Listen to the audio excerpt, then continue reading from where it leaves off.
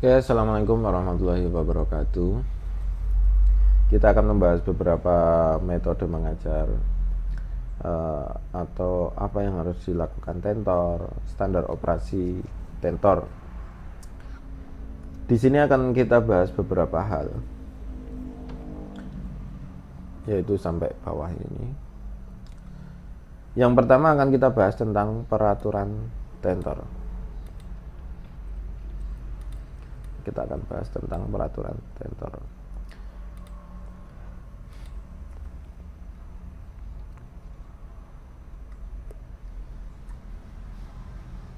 Nah,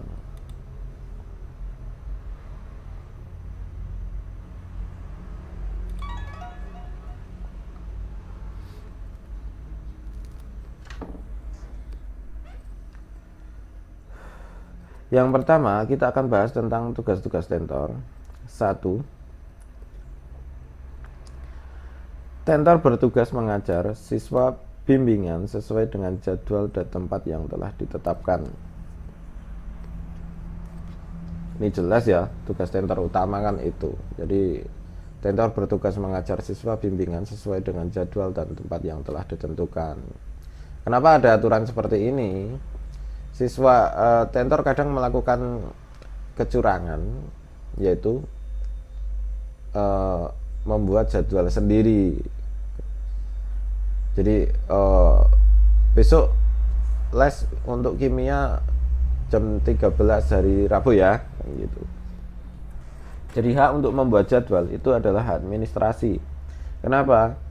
Karena ketika Anda membuat janji dengan siswa, misalkan hari Rabu jam 1 gitu ya, jam 1 siang.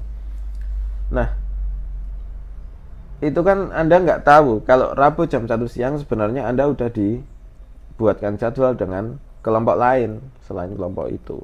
Jadi untuk membuat jadwal itu adalah hak penuh administrator. Kemudian mengisi daftar hadir tentor. Di sini akan saya buat lihat kan daftar hadir tentornya.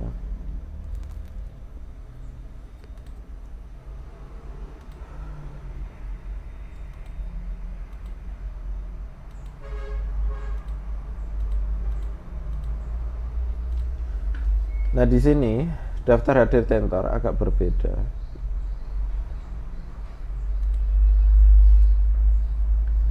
SD privat itu dalam satu halaman sendiri. Kemudian misalkan kalau Anda mengajar SMP privat juga di halaman sendiri.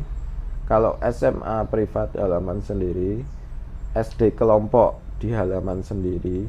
Jadi dikelompokkan. Kalau SD kelompok halaman untuk khusus SD kelompok. Kalau misalkan SMP kelompok, halaman khusus SMP kelompok. Kalau SMA kelompok, khusus halaman SMA kelompok. Kita coba.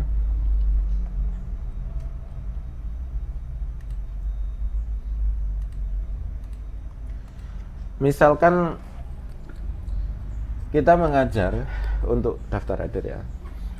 Misalkan kita mengajar tanggal 10 bulan 9 bulan 8 ya, bulan 8 2014, kita tulis seperti ini. Kemudian tanggal dan jam, misalkan koma jam 13.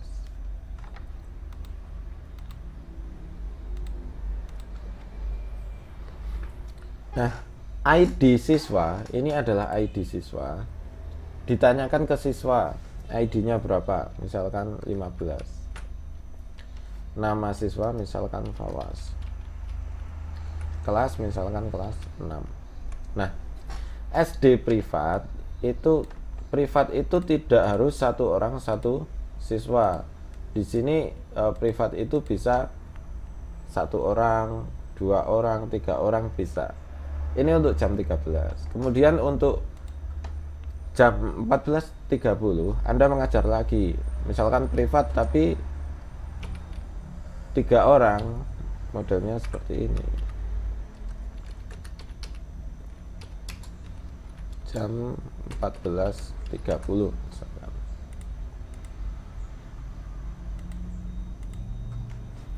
Nah, kalau privat 2 orang ditulis ID-nya misalkan 11, 12. Ini Ahmad, jangan pakai Ahmad. Kalau penamaan itu jangan pakai Ahmad, Muhammad. Kemudian yang berbentuk banyak orang yang punya, misalkan Bahara, di bawahnya misalkan Raski.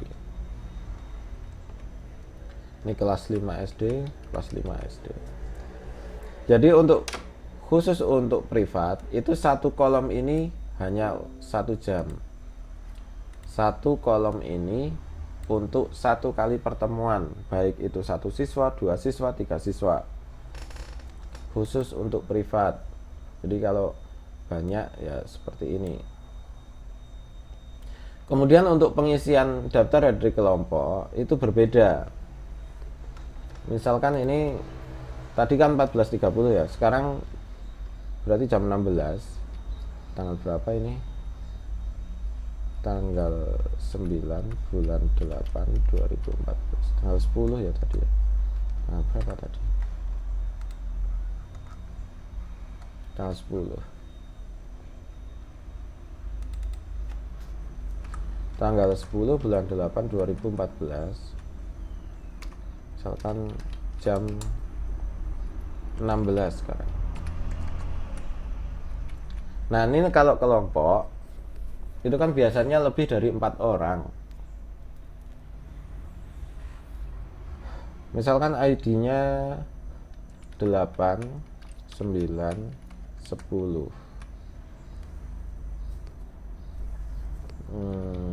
Terus kemudian 5. Nama siswanya misalkan Lina, Bayu, Sari, ya.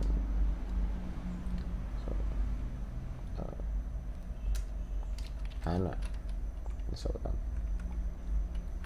Ini kelas 4, kelas 3,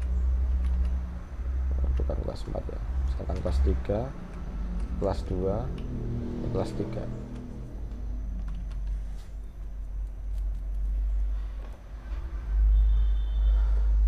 Kemudian besoknya lagi mengajar kelompok lagi, misalkan tanggal 11. 11 bulan 8 2014 jam 13.00 misalkan. Ini ID-nya 5 udah ya. Misalkan 20, 21, 22, 23. Nah, ID ini ditanyakan ke siswa, jangan lupa, bukan nomor urut tapi ID. Ini bisa 25, ini bisa 19, bebas. Tergantung ID siswanya, ditanyakan satu-satu. Misalkan ini siapa lagi? Ini Hasan, ini Basri, ini Fafa, ini misalkan Harry. Ini kelas 5, kelas 5, kelas 5, kelas 5 misalkan seperti itu. Nah, untuk kelompok tidak ada jeda. Misalkan ini kan jamnya ganti jam. Ini jangan dikasih jeda. Kenapa? Biar ngitungnya gampang di bawah ini. Kalau nggak ada jeda berarti kalau ini penuh artinya ini 30, gitu kan? Gampang. Kalau ini dikasih jeda nanti bingung. Jedanya berapa? Misalkan ini ada jeda di bawahnya itu ya. Sekarang untuk berikutnya ini tanggal 11 masih sisa 8 bulan 8 14. Nah, ini kan ada jeda. Nah, jedanya kan harus ngitung. Kalau pindah jam itu penuhin aja. Di sini penuh. Nggak usah ada jeda. Dipenuhin aja. Nah, nanti ngitungnya gampang di bawah. 30 gitu kan langsung ketemu. Nah, tapi kalau ini ada jeda kan ngitung susah. Nah, untuk pengisian daftar hadir seperti itu. Nah, karena ini hitungnya kalau privat per sesi, maka ini dihitung satu. Kalau ini misalnya mengajar 1 orang ya dihitung 1 sesi. Ini menghitung ini mengajar 2 orang ya dihitung tetap 1 sesi. Misalkan ini penuh 4 orang, juga dihitung tetap satu sesi. Beda dengan kelompok, hitungannya per kepala. Nah, kalau hitungnya per kepala, mengajar 5 orang, berarti 5 kali berapa gitu. Kalau mengajar 10 orang, 10 orang kali berapa.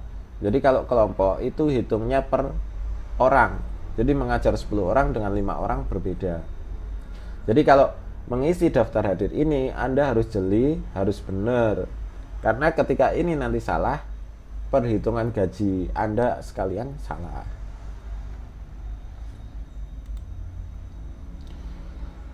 Mengisi nilai dan sikap kartu siswa, ini kita hilangkan aja. Karena nilainya nanti udah otomatis. Kemudian memberikan pelayanan terbaik kepada siswa bimbingan. Nah, ini yang agak susah kadang.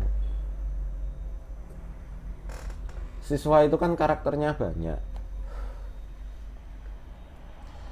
Ada yang manja tapi bodoh. Ada yang manja tapi pinter. Ada yang manja tapi tengah-tengah.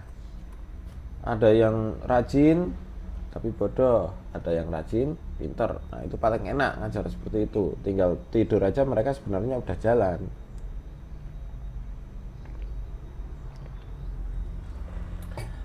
Nah, tantangan-tantangan yang besar itu bukan yang anak yang nakal.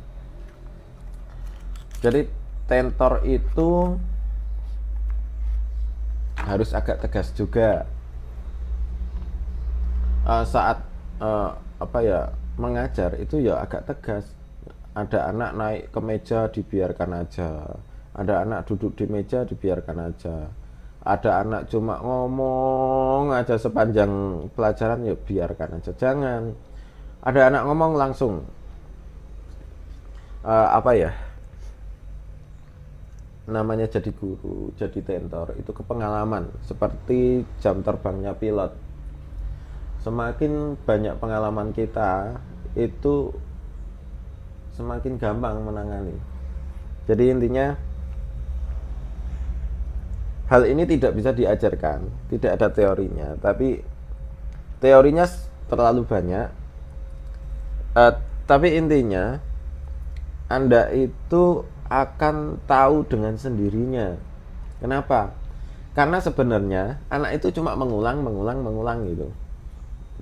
Tingkah lakunya itu ya sama aja tiap tahun.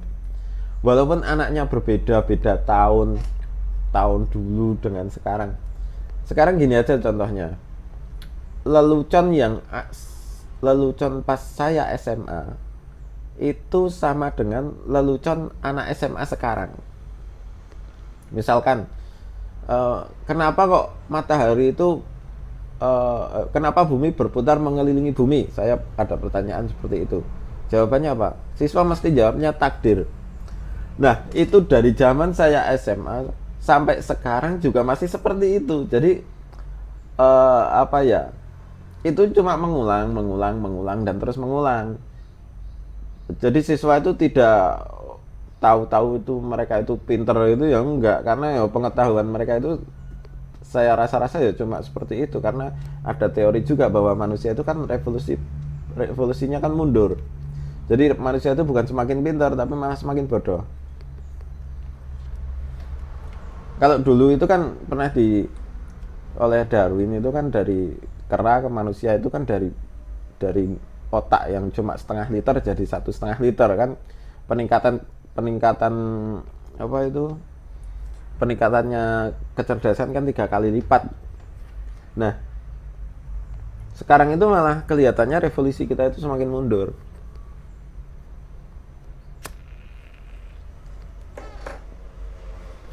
Pernah juga kita mengalami di bimbel kita, itu siswa itu diterangkan kok ngomong terus, padahal anak SMA udah besar-besar kayak gitu.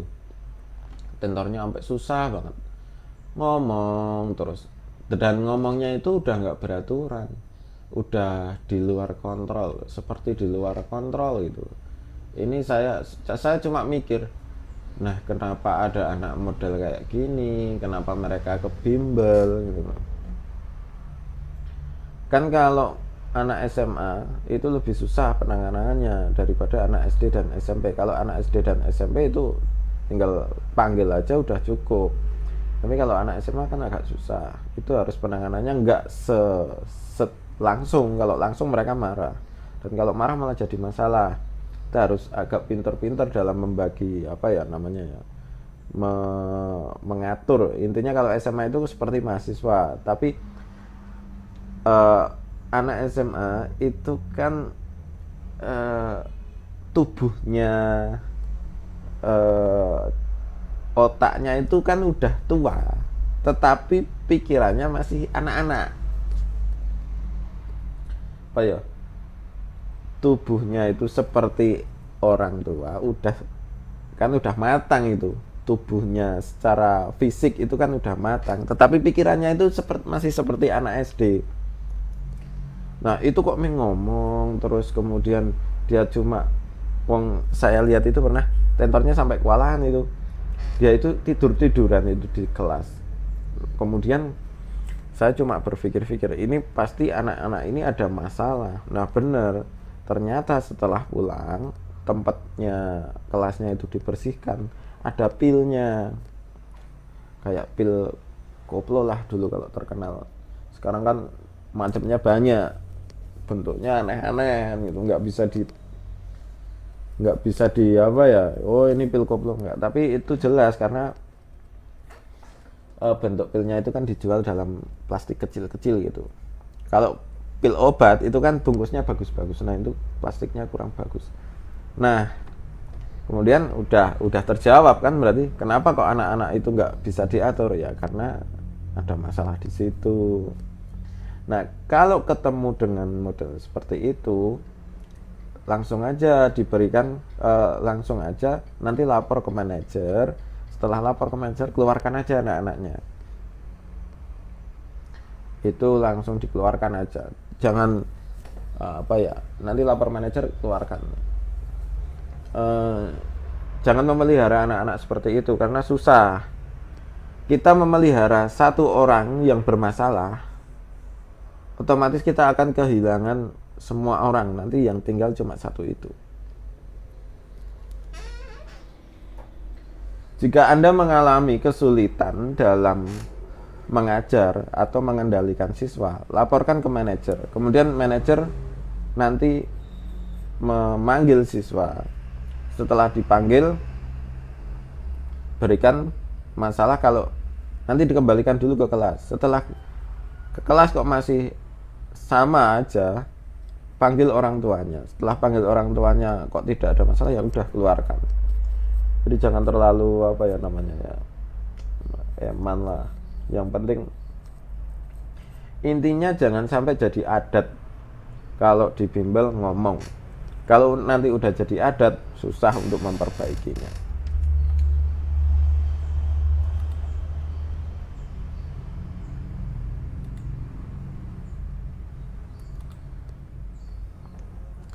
Kemudian ini tugas dan kewajiban itu sama dengan peraturan tentor ya. Kemudian yang berikutnya, larangan-larangan tentor. 1. Tidak akan menerima nomor telepon siswa dan tidak akan memberikan nomor telepon sendiri kepada siswa, termasuk akun media sosial.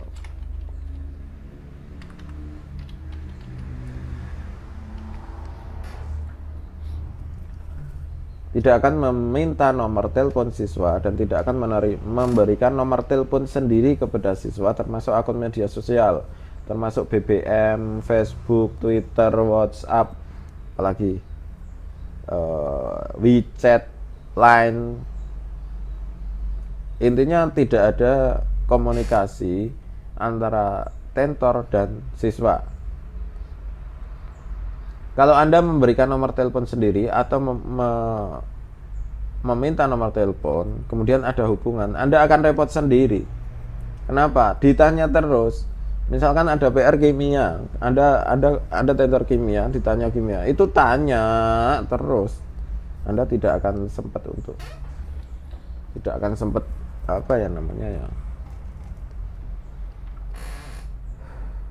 nanti waktunya Anda akan tersita banyak untuk itu.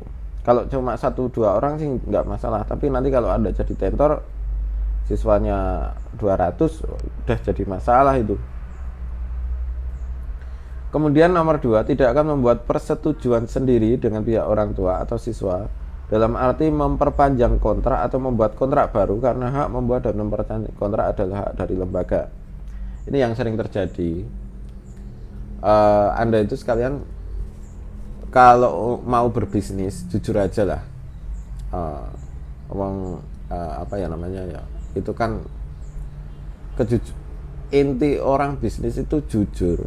Jika Anda udah tidak jujur ya siap-siap aja hancur gitu. Kemudian nomor 3, datang tepat waktu sesuai jadwal yang telah ditentukan. Ini yang sering terjadi juga. Kalau misalkan ngajar jam 1 ya dari rumah, misalkan perjalanannya itu 15 menit, dari rumah ya setengah 1. Jangan ngajar jam 1 perjalanan 15 menit, otomatis sampai di bimbel berapa? 1/4. Nah ketika nanti 1/4 anak udah di dalam kelas, Anda belum datang, rame. Ketika nanti rame, mengganggu kelas-kelas di sebelah-sebelahnya. Karena bimbel nggak seperti sekolahan. Kalau sekolahan itu kan sekatnya jelas. Kelasnya antar kelas, misalkan yang kelas yang 1 kosong, yang satu wong di sekolahan aja, kalau kelas yang 1 kosong terus kemudian kita ngajar di sebelahnya aja, kita udah kesusahan. Apalagi di bimbel, karena bimbel itu kan cuma sekatnya pakai triplek. Kalau tempat saya kan sekatnya triplek. Ya kalau yang 1 kosong ya yang lain nggak bisa ngajar. Intinya datang tepat waktu sesuai jadwal. Kalau bisa itu 15 atau 10 menit sebelumnya biar pikiran kita itu tenang saat ngajar. Kemudian nomor 4, izin ketidakhadiran minimal 1 hari sebelum jadwal ditentukan.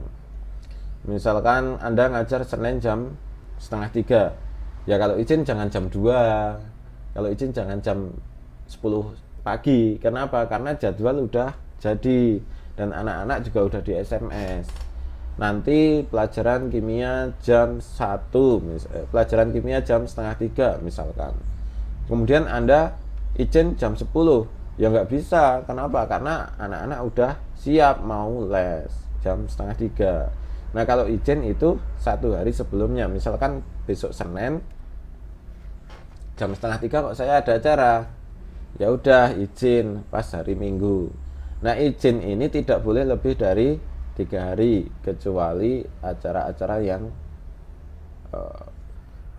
yang agak besar. Misalkan Anda mantenan, Anda nikahan.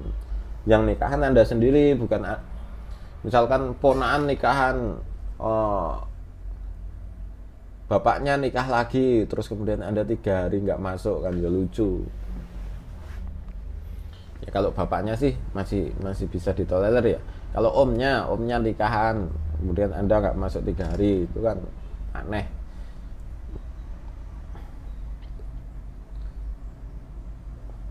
Kemudian nomor 5, berkelakuan baik kepada pengurus lembaga dan siswa.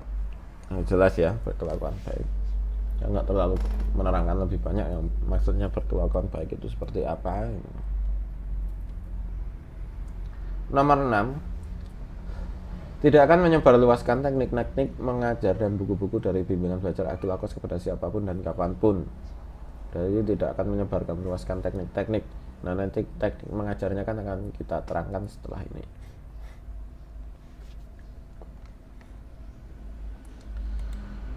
Oke, untuk peraturan tentor sekiranya sampai di sini kita tutup dulu videonya.